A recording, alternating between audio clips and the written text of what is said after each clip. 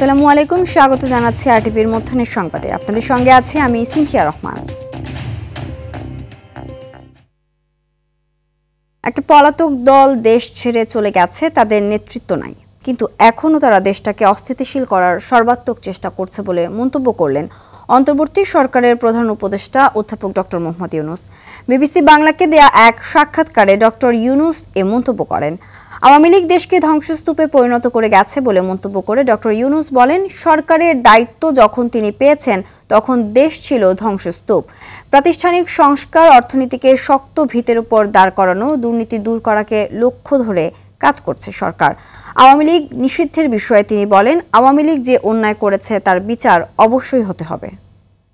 চলে গেছে, তাদের নেতৃত্ব চলে গেছে, তারা সর্বাত্মক চেষ্টা করছে এটাকে আনসেটল করার জন্য।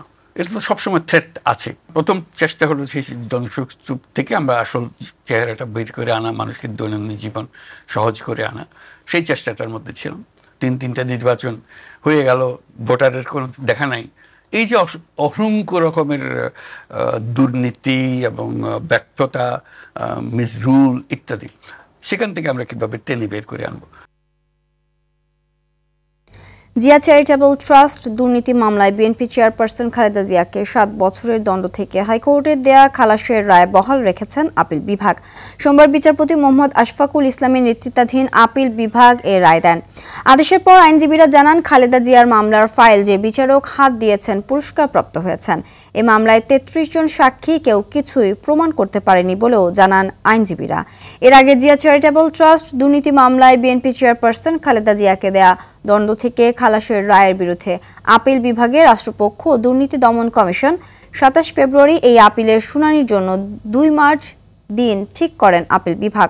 গত বছরের 27 নভেম্বর জিয়া চ্যারিটেবল ট্রাস্ট দুর্নীতি মামলায় 7 বছরের কারাদণ্ডপ্রাপ্ত খালেদা জিয়াকে খালাস দেন হাইকোর্ট।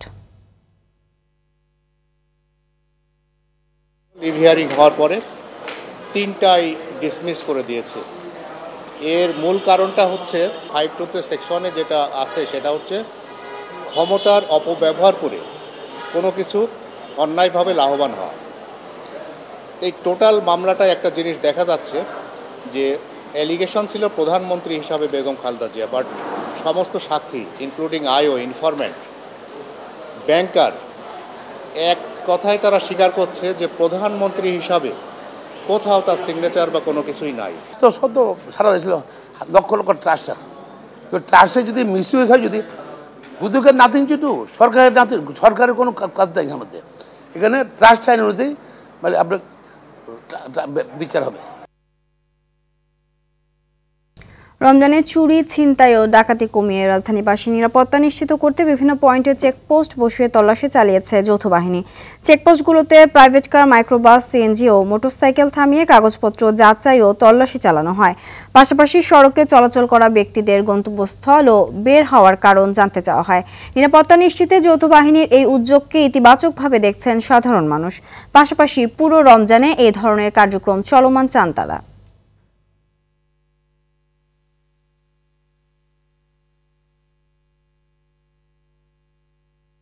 অভিযানটা অবশ্যই ভালো, তবে আমি গাড়িটা কিনে নিয়ে যাচ্ছি, তো আমার সাথে লাইসেন্স ছিল না, এই জন্য আমাকে মামলা দেওয়া হয়েছে। ঢাকা শহরে এমন সুন্দরভাবে চেকপোস্টগুলা, সেনাবাহিনী, পুলিশ সব মিলে একটা চেক আমাদের জন্য খুব ভালো আর কি। এটা ভালো হচ্ছে চেক করাটা, আর ওনাদের অভিযানটা এটা ভালো হচ্ছে, এটা দরকার ছিল রমজান মাস হিসাবে, সামনে ঈদ হিসাবে। প্রতিনিয়ত বেড়েই চলছে রমজানের প্রয়োজনীয় সকল পণ্যের দাম। লেবু, বেগুন, শসা, কাঁচামরিচ হতে শুরু করে সকল পণ্যের দামে যেন আগুন ঝরছে। প্রতিটি লেবু 20 থেকে 30 টাকায় বিক্রি হচ্ছে, বেগুন প্রতি কেজি 100 থেকে 120 টাকায় বিক্রি হচ্ছে। সেই সাথে দাম বৃদ্ধিতে পিছিয়ে নেই শসা, ক্ষীরা, টমেটো, গাজর সহ বিভিন্ন পণ্য। এদিকে গেল 3 মাস সয়াবিন তেলের কৃত্রিম সংকটে দিশেহারা সাধারণ মানুষ। দোকানীদের অভিযোগ, সরবরাহ সংকট ও বেশিতে কেনায় বাড়তি দামে বিক্রি করতে হচ্ছে তাদের। কয়েক দফা দাম বাড়ার পর অবশ্য বাড়তি দামেই এখন স্থিতিশীল চালের বাজার। রমজান সিজন, রমজানের সময় যদি তেলটা ক্যাচার দেখায় তাহলে এটা অস্বস্তিকর, দোকানদারের জন্য অস্বস্তিকর, যারা ক্রেতা বিক্রেতা সবাই অস্বস্তি। ফ্রেশ, রূপচাঁদা, তীর, বসুন্ধরা সবাই যদি একসাথে মানে কারণ বাজার মাল দেয়, তাদের সরবরাহ ঠিক রায়, তো সব দোকানে সয়াবিন তেল পাওয়া যাবে। আর বসুন্ধরা তো কয়েক মাস ধরে মালই দেয় না বাজারের মধ্যে। দর্শক, রমজান উপলক্ষে মৎস্য প্রাণী সম্পদ মন্ত্রণালয়ের উদ্যোগে সুলভ মূল্যে মাংস, দুধ ও ডিম বিক্রি হচ্ছে রাজধানীর খামারবাড়ির সামনে। সেখানে রয়েছেন সহকর্মী বিপুল দেব রায়, সরাসরি যুক্ত হচ্ছেন তিনি।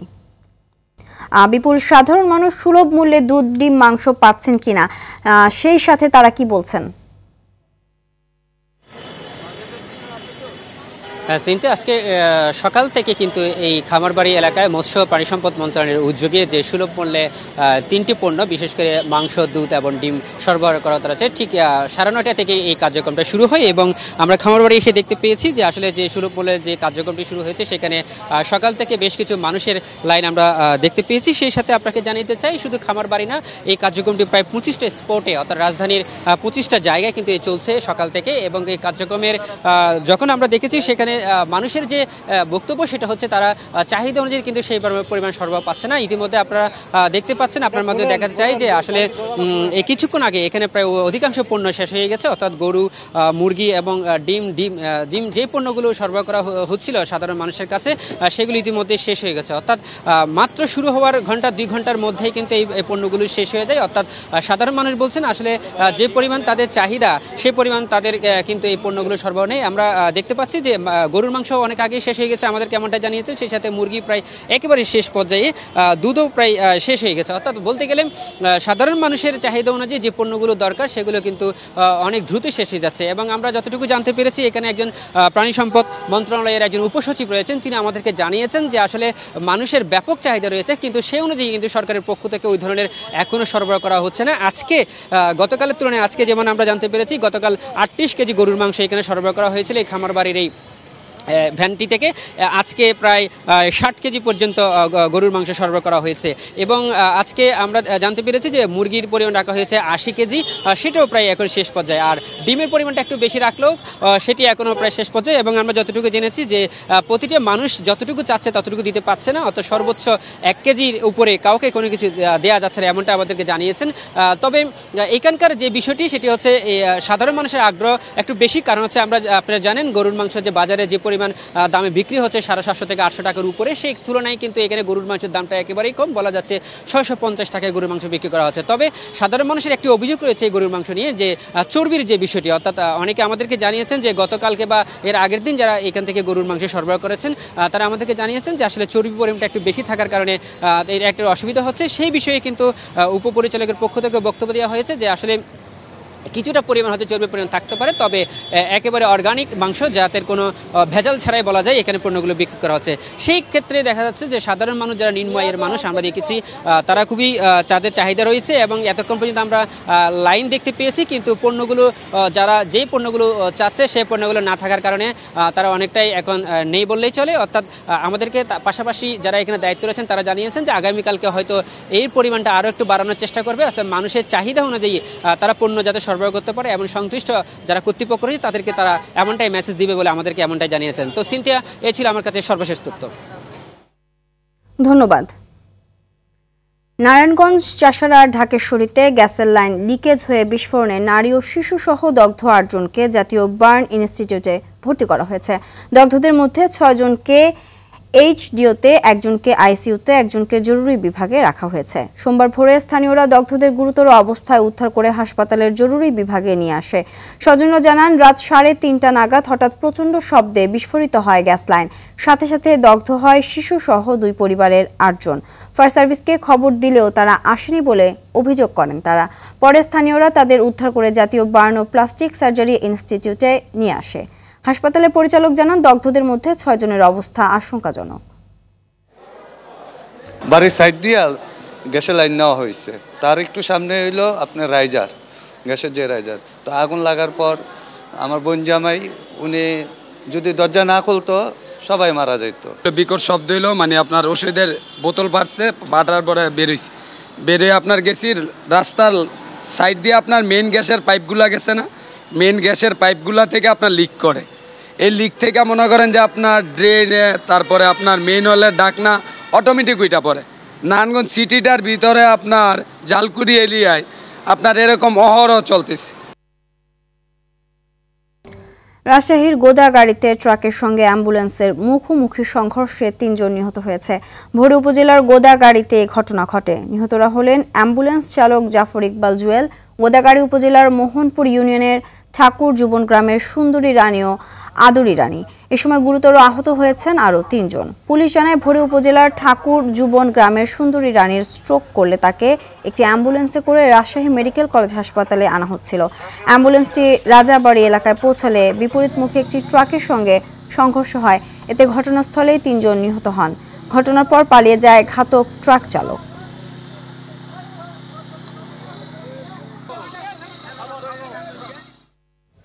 চট্টগ্রাম নগরীর কোতোয়ালি থানার জেল রোড এলাকায় ছিনতাইকারীকে ধরতে গিয়ে ছুরিকাঘাতে এক যুবকের মৃত্যু হয়েছে। এ ঘটনায় গণপিটুনি দিয়ে ছিনতাইকারীকে পুলিশে সোপর্দ করেছে জনতা। গেল রাতে শাহ আমানত মাজার সংলগ্ন এলাকায় এ ঘটনা ঘটে। প্রাথমিকভাবে ছিনতাইকারী ও যুবকের পরিচয় জানা যায়নি। পুলিশ জানায় ওই ছিনতাইকারীকে লালদিঘি মোড় থেকে ধাওয়া করছিল স্থানীয়রা। এক পর্যায়ে তাকে সামনে থেকে আটকাতে যায় এক যুবক। এ সময় ছিনতাইকারী ওই যুবককে ছুরিকাঘাত করলে অতিরিক্ত রক্তক্ষরণে যুবকের মৃত্যু হয়।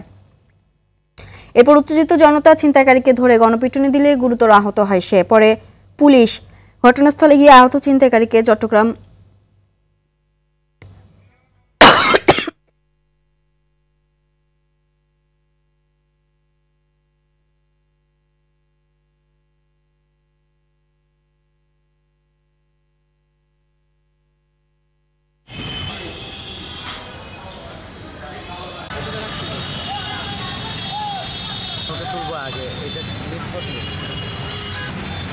সংবাদ এ পর্যন্তই। দুপুরের সংবাদ 1:45 দেখার আমন্ত্রণ রইল। ধন্যবাদ সবাইকে।